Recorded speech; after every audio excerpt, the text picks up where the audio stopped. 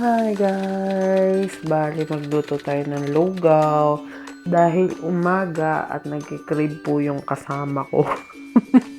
Nagluto na po ako nito, o di ba? Namalengke muna kami diyan kaso hindi ko na binidyohan talaga lahat kasi tamad na po ako sa buhay ko.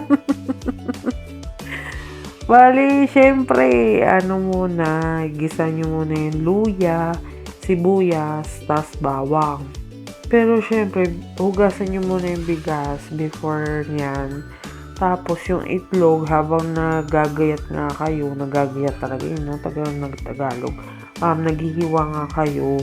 Bali, ano nyo na, ilaga nyo na. Ayun.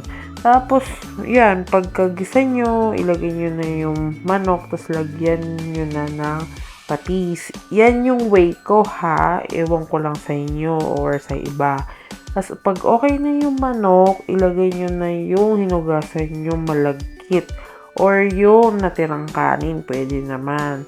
Tapos, pag okay na, ilagay nyo na ng tubig. Or kung pinakuluan nyo yung manok, yung pinakuluan nun ng tubig, yun, pwede nyo ilagay.